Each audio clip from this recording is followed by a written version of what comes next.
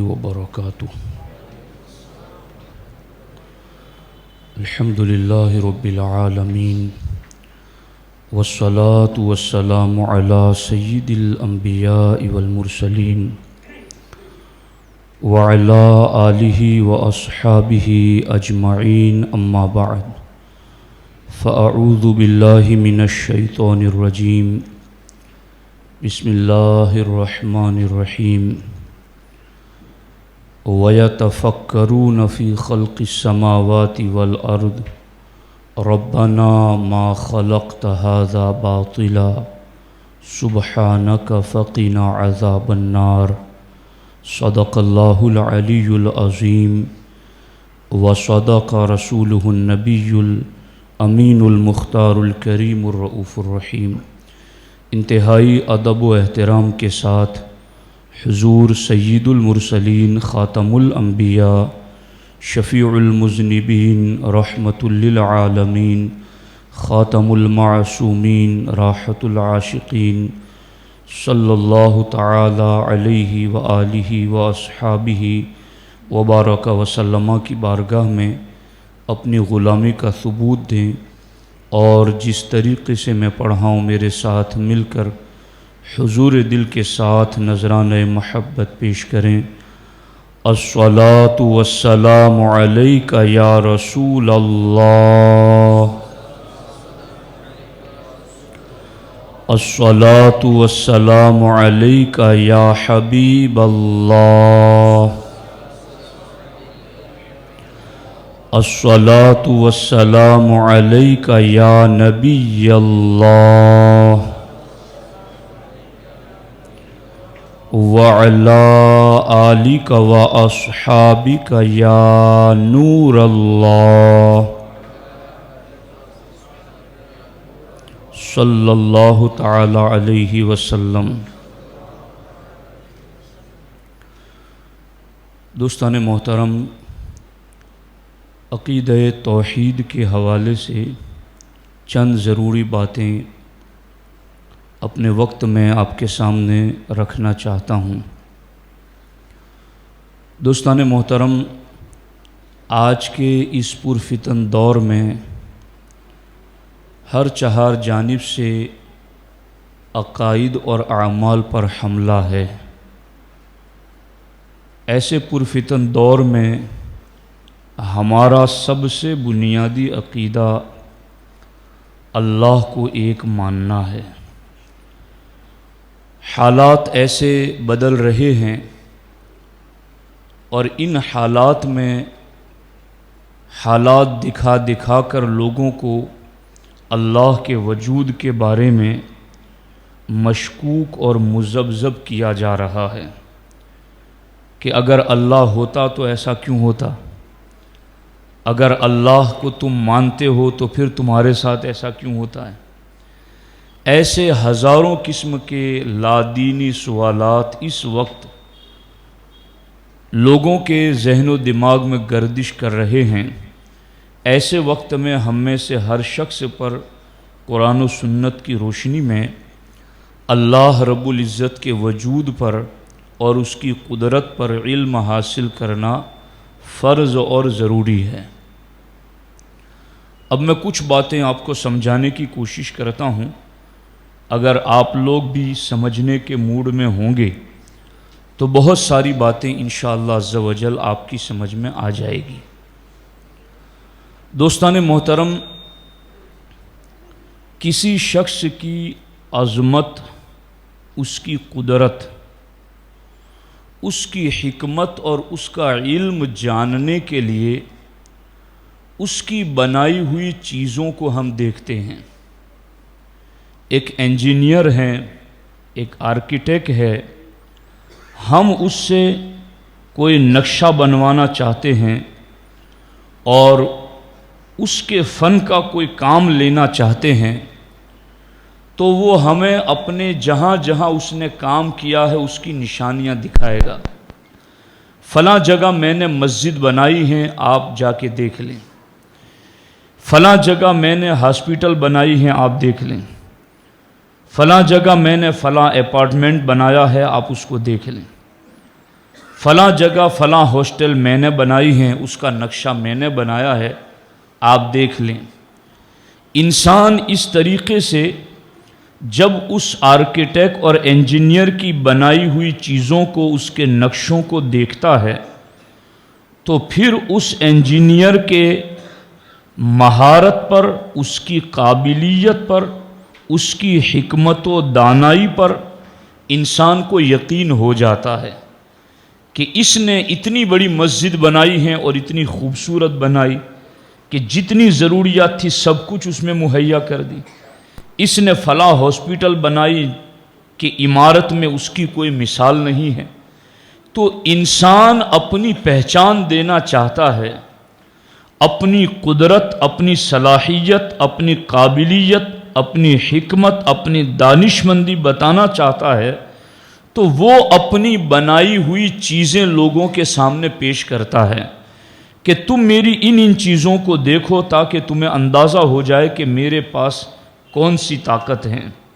دوستان محترم، یوں ہی اللہ رب العزت نے کائنات کے اندر جتنی چیزیں پیدا کی ہیں، وہ آسمان ہو، وہ زمین ہو، وہ چاند سورج ہو، وہ ستارے ہوں، وہ ان گنت انسانوں کو وقتوں پر رزق پہنچانا ہو، رزق کو پیدا کرنا ہو، وقت پر بارش کو برسانا، وقت پر سورج کو نکالنا، اور جس جس چیز کو اللہ رب العزت نے، ساری کائنات کو اللہ نے پیدا کیا ہے، تو اب یہاں بھی ہمارے آقا علیہ السلام نے ہمیں یہی حکم دیا ہے، تفکروا فی آلاء اللہ ولا تفکروا فی ذات اللہ۔ اللہ کی ذات میں غور و فکر نہ کرو، اللہ کی نشانیوں میں غور و فکر کرو۔ انسان اپنی قابلیت، صلاحیت بتانا چاہتا ہے تو اپنی بنائی ہوئی چیز سامنے پیش کرتا ہے۔ اللہ رب العزت نے پوری کائنات کو پیدا کیا ہے، اور کائنات کو پیدا کر کے اللہ کے رسول علیہ السلام کے ذریعہ امت تک یہ حکم بھیجا کہ تم اللہ کی ذات میں غور نہ کرو۔ اور یہ بھی اس وقت کا ایک بڑا مسئلہ ہے کہ کئی کالجز میں یا اس طرح کے کئی ڈپارٹمنٹ دنیا میں بن چکے ہیں جہاں اللہ کی ذات میں غور و فکر کرایا جاتا ہے۔ اب اللہ کی ذات میں انسانی ذہن غور و فکر کرے گا تو سرکار فرماتے ہیں وَلَا تَفَكَّرُوا فِي ذَاتِ اللَّهِ فَتَهْلِكُوا۔ اللہ کی ذات میں غور و فکر نہ کرو ورنہ ہلاک ہو جاؤ گے۔ وہ پھر اللہ کا وجود ذہن، دماغ، عقل کے خلاف نہیں ہے، مگر عقل سے بہت بلند ہیں، عقل سے ماورا ہے اس کا وجود۔ جب تم اللہ کی ذات کے بارے میں غور و فکر کرنے لگو گے تو پھر کوئی خیال آئے گا، کوئی تصور آئے گا، کوئی وجود ایسا تمہارے ذہن میں بننا شروع ہو جائے گا جس وجود کو تمہارا ذہن گھیرنا چاہے، جس وجود کو تمہارا ذہن احاطہ کرنا چاہے، اور جہاں احاطہ ہو جائے، گھیراؤ ہو جائے، حد ہو جائے، وہ اللہ نہیں ہوتا۔ تو اللہ کے رسول علیہ السلام نے اپنی امت کو توحید کا عشق دینے کے لیے، توحید کی معرفت اور پہچان دینے کے لیے یہ ارشاد فرمایا کہ تم اللہ کی ذات کے بارے میں غور و فکر کرو گے تو ہلاک ہو جاؤ گے، اور اللہ کی نشانیوں میں غور و فکر کرو گے تو تمہیں اللہ کی پہچان مل جائے گی۔ اللہ کی نشانیوں میں غور و فکر کرنا ہے۔ اسی لیے آپ دیکھیں حضرت امام بیضاوی رضی اللہ تعالی عنہ اسی لیے ارشاد فرماتے ہیں وَهُوَ أَفْضَلُ الْعِبَادَاتِ كَمَا قَالَ علیہ السلام لا عبادت كالتفکر۔ حضرت امام بیضاوی ارشاد فرماتے ہیں اسی لیے جتنی بھی عبادتیں ہیں ان تمام عبادتوں میں سب سے افضل عبادت اللہ کی مخلوق میں غور و فکر کرنا ہے، اور اللہ کے رسول علیہ السلام نے بھی فرمایا لا عبادت کا تفکر، اللہ کی نشانیوں میں غور و فکر کرنے کی طرح کوئی عبادت نہیں ہے۔ چونکہ بندہ جب اللہ کی پیدا کی ہوئی چیزوں میں غور کرتا ہے تو پتا ہے پھر آگے کیا بول پڑتا ہے، ربنا ما خلقت ھذا باطلا۔ جب بندہ اللہ کی پیدا کی ہوئی چیزوں میں غور کرتا ہے تو پکار اٹھتا ہے اے ہمارے رب، تو نے اس جہان کو بیکار پیدا نہیں فرمایا، سبحانک فقنا عذاب النار، تیری ذات پاک ہے۔ جب بندہ یوں اللہ کی نشانی ہونے کی حیثیت سے ان آیتوں میں غور کرتا ہے، نشانیوں میں غور کرتا ہے، تو پھر اللہ رب العزت اس بندے کو اپنی پہچان اور اپنی معرفت عطا فرما دیتا ہے۔ اب ان نشانیوں میں سے وقت کے لحاظ سے میں چند نشانیوں کی طرف آپ کی توجہ دلاتا ہوں۔ ہم میں سے ہر شخص کے گھر میں فریج موجود ہوگا۔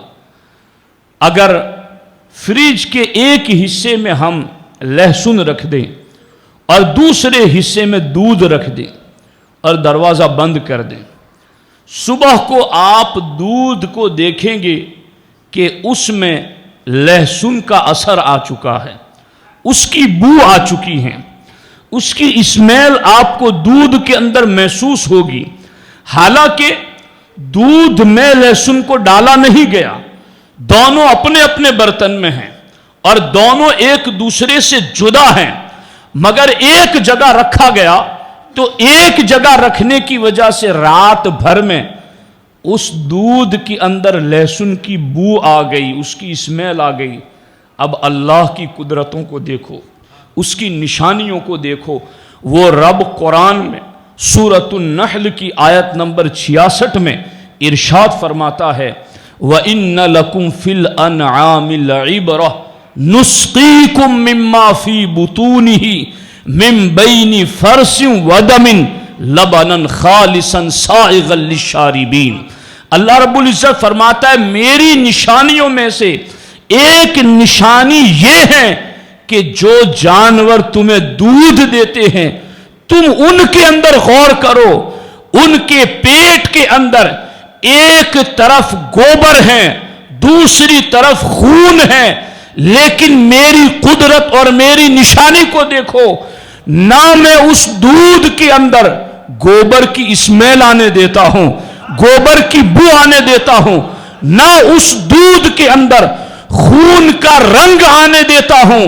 اللہ تعالیٰ ارشاد فرماتا ہے سائغ للشاربین، ایسا دودھ نکالتا ہوں جس میں نجاست کی بدبو بھی نہیں، جس میں خون کی آمیزش بھی نہیں، ایسا پاک صاف ستھرا کہ تم ہونٹوں پر رکھو تو آسانی سے گلے سے نیچے اتر جائے۔ اللہ تعالیٰ ارشاد فرماتا ہے یہ کس نے بنایا؟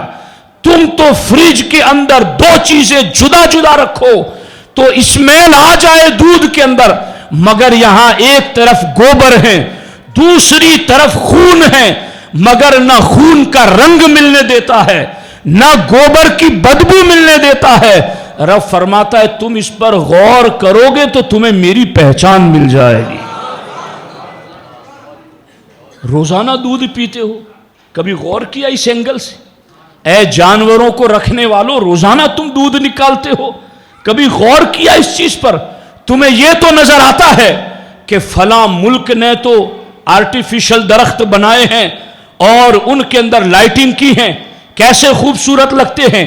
ارے وہ لائٹ نہ ہو تو اس کی خوبصورتی ختم ہو جائے، وہ بنایا ٹائمپریری کے لیے، لیکن اللہ کی قدرت دیکھو کہ یہاں ایک جانور ہے، پیٹ ایک ہی ہے، چارہ وہاں کس رنگ کا جاتا ہے اور دودھ کس رنگ کا بنتا ہے، اور پھر اس کے اندر کسی قسم کی آمیزش نہیں ہونے دیتا۔ سرکار فرماتے ہیں تفکروا فی آلاء اللہ، اللہ کی ان نشانیوں میں تم غور کرو گے تو تمہیں ہماری پہچان مل جائے گی، اللہ کی معرفت مل جائے گی۔ دوسری نشانی قرآن مجید کی آیت طیبہ کی روشنی میں آپ کے سامنے رکھتا ہوں۔ ایک گلاس پانی لیں اور آپ اس کے اندر کسی اور رنگ کو ڈال دیں، پھر کسی اور رنگ کو ڈال دیں، 2-3 رنگ کو اگر آپ ڈال دیں گے، یا رنگ کے ساتھ ساتھ 2-3 ذائقے کی چیزیں ڈال دیں، کوئی کھارا ہو کوئی میٹھا ہو، دونوں ڈال دیں، تو کیا آپ یہ سمجھتے ہیں کہ دنیا کی کوئی طاقت مل کر کے اس کھارے اور میٹھے کو جدا جدا رکھے؟ ایک برتن میں ایک جگہ دونوں کو جدا جدا رکھے؟ ہے دنیا کی کوئی طاقت؟ اور پھر یہ کہ دونوں کا رنگ بھی نہ ملنے دے، دونوں کا رنگ بھی جدا جدا رکھے۔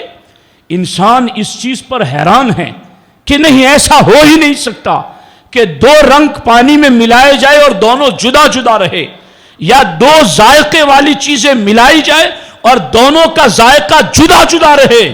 لیکن آؤ اپنے خدا کی شان دیکھنا ہے تو رب ارشاد فرماتا ہے سورۃ الفرقان کی آیت نمبر 53 میں، وَهُوَ الَّذِي مَرَجَ الْبَحْرَيْنِ هَذَا عَذْبٌ فُرَاتٌ وَهَذَا مِلْحٌ أُجَاجٌ وَجَعَلَ بَيْنَهُمَا بَرْزَخًا وَحِجْرًا مَحْجُورًا۔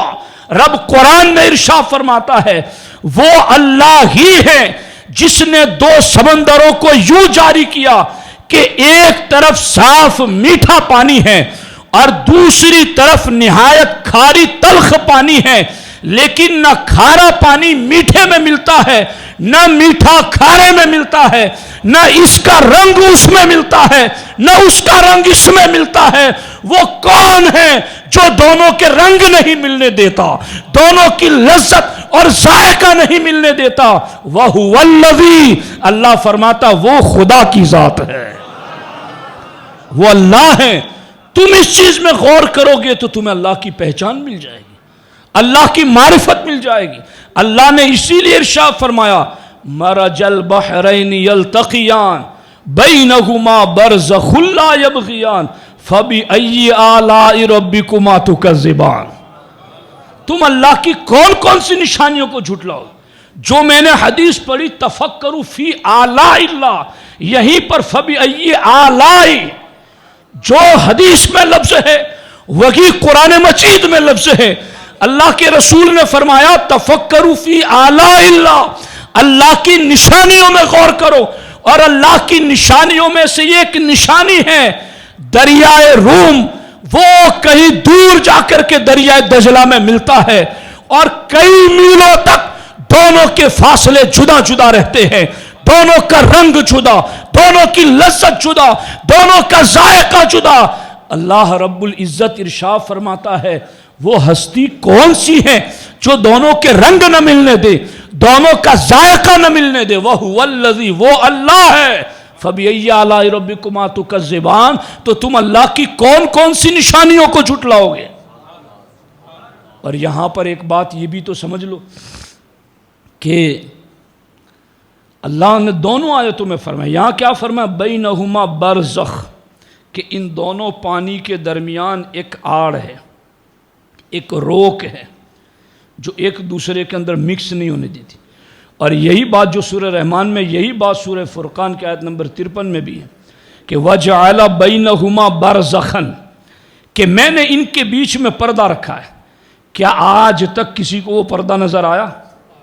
کیا آج تک کسی کو وہ روک نظر آئی کہ نہیں یہ چیزیں ہیں جو اس دونوں کو ملنے سے روکی ہوئی ہیں؟ لیکن پوری دنیا مانتی ہے کہ کوئی تو روکنے والا ہے جو دونوں کو ایک دوسرے میں مکس نہیں ہونے دیتا، ان کے رنگ اور لذت کو مکس نہیں ہونے دیتا۔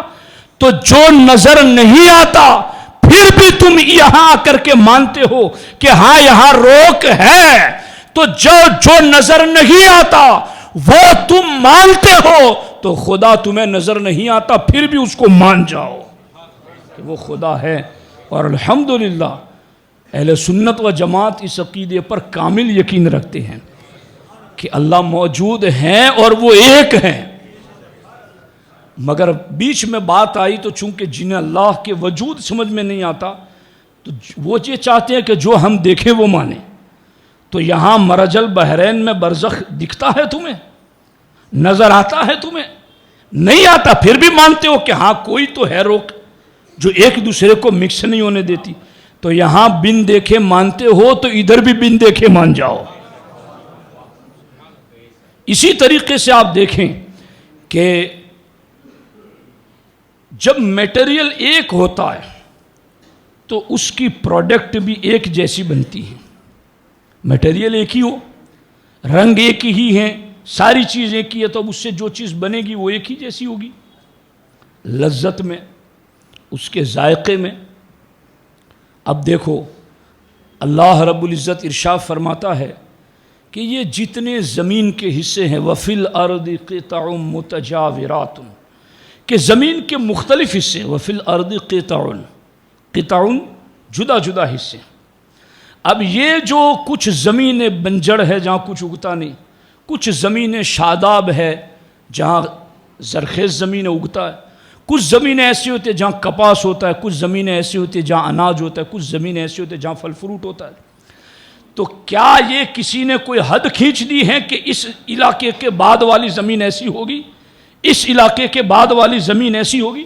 ساری زمینیں تو ایک دوسرے سے ملی ہوئی ہیں.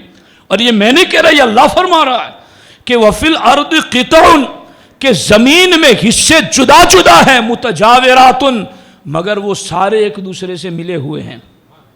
حالات کیا ہیں کہ ایک دوسرے سے ملے ہوئے ہیں، مگر کسی زمین کے حصے پر انگوروں کا باغ ہے، کسی پر کھجور کا باغ ہے، کسی میں کھیتی ہو رہی ہے. اب اللہ کی قدرت دیکھنا، اللہ تعالیٰ فرماتا ہے یسقا بماء واحد، کہ ان تمام درختوں کو، پودوں کو، سب کو ایک ہی پانی دیا جاتا ہے. پانی ایک ہی ہے جو سب کو دیا جاتا ہے، مگر کوئی درخت وہ ہیں جس پر بڑی سائز کا پھل لگتا ہے، کسی پر چھوٹی سائز کا لگتا ہے، کسی پر اور چھوٹی سائز کا لگتا ہے. کوئی درخت ہے، کوئی بیل ہے، کوئی پودا ہے، اور سائز بھی جدا ہے، رنگ بھی جدا ہے، ذائقہ بھی جدا ہے، اور سب کے سیزن بھی جدا ہے. اللہ تعالیٰ فرماتا ہے یہ زمین کے مختلف حصوں میں ایک پانی دے کر ہر پھل کو جدا رنگ کون دیتا ہے، ہر پھل کو جدا لذت کون دیتا ہے، ہر پھل کو الگ الگ موسموں میں کون پیدا کرتا ہے؟ اللہ رب العزت ارشاد فرماتا ہے اگر تم اس میں غور کرو گے تو تمہیں میری قدرت کا پتہ چل جائے گا کہ میری قدرت کیا ہے. ہم اللہ کو قادر مانتے، اس کی یہ قدرتیں ہیں.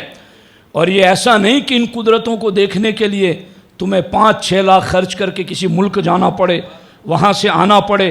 ایک کسان بھی وہ تو ممکن ہے کہ وہ اے سی میں بیٹھے ہوئے سے زیادہ اللہ کی قدرتیں دیکھ رہا ہو.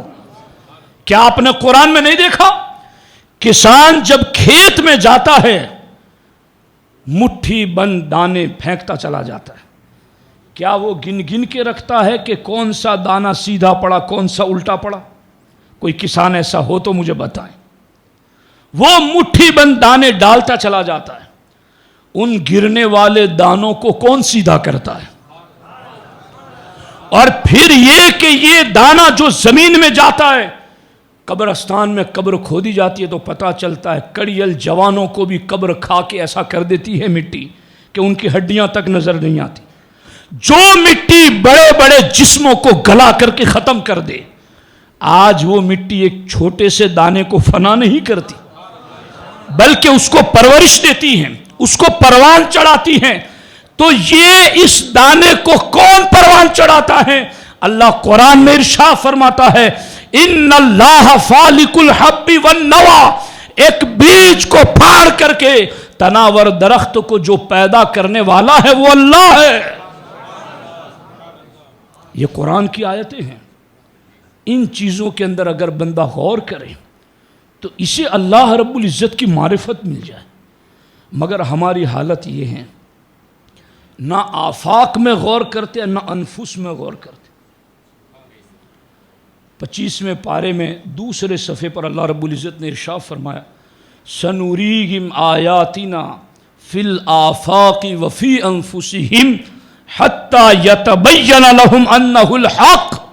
اللہ تعالیٰ ارشاد فرماتا ہے ان قریب ہم انہیں اپنی نشانیاں دکھائیں گے.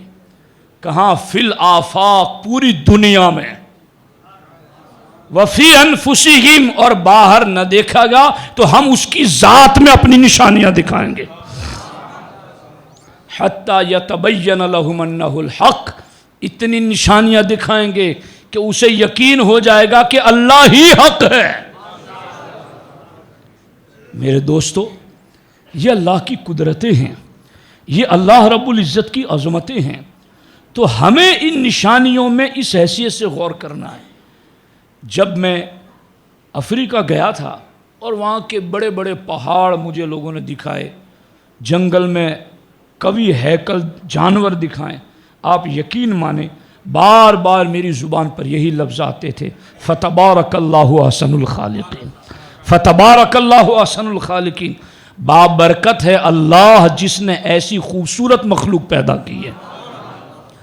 تو مسلمان درخت کو دیکھیں، پودوں کو دیکھیں، زمین پر پھیلے ہوئے بیل کو دیکھیں، اس پر لگے ہوئے پھلوں کو دیکھیں، ان کی لذت کو دیکھیں، ان کے ذائقوں کو دیکھیں۔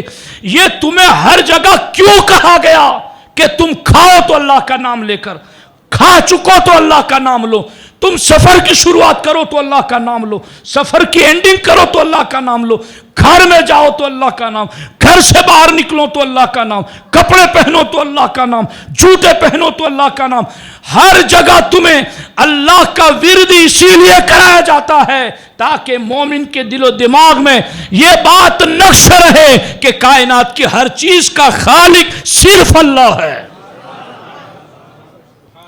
تو ہماری نظر جب دعا پر ہو، پہلے تو دعا پڑھتے نہیں لوگ، دعا پر ہو اور جہاں اللہ کا لفظ بولے وہاں پھر نظر بھی آئے کہ یہ جو سواری اللہ نے دی ہے یہ اللہ ہی کی پیدا کی ہوئی ہے، یہ اللہ نے انسان کو، اور اس پر وَيَخْلُقُ مَا لَا تَعْلَمُونَ اللہ رب العزت نے فرمایا 14ویں پارے میں، اس کو بھی آپ پڑھ سکتے ہیں۔ اللہ تعالیٰ نے فرمایا میں نے خچر پیدا کیے، اس دور کی جو سواریاں تھیں، اور پھر آخر میں کیا فرمایا وَيَخْلُقُ مَا لَا تَعْلَمُونَ، اور ان چیزوں کو پیدا کروں گا جنہیں تم ابھی جانتے بھی نہیں ہو۔ تو انشاءاللہ یہ ٹاپک تو بہت طویل ہیں اور میں انشاءاللہ رات کو اس پر طویل گفتگو کروں گا، وہاں کوئی قید نہیں ہوگی وقت کہ ابھی جمعہ ہے، سب کی اپنی مصروفیات ہے۔ تو آئیں گے آپ انشاءاللہ جامع مسجد بوڈیلی میں عشاء کی نماز کے بعد انشاءاللہ فوراً ہو سکے تو عشاء کی نماز ہی وہاں ادا کریں یا اپنی اپنی مسجدوں میں ادا کر کے فوراً وہاں پہنچے، اپنی ضروریات کھانے پینے سے مغرب کے بعد فارغ ہو جائیں اور وہاں پہنچ کر کے اللہ کے بارے میں ہمارا عقیدہ کیا ہونا چاہیے اس کو ضرور سننے کی کوشش کریں۔ اللہ کریم کی بارگاہ میں دعا ہے اللہ جل مجدہ الکریم ہم سبوں کو اللہ رب العزت عقیدہ توحید و رسالت و آخرت اور تمام عقائد پر راسخ ایمان رکھنے کی توفیق عطا فرمائے۔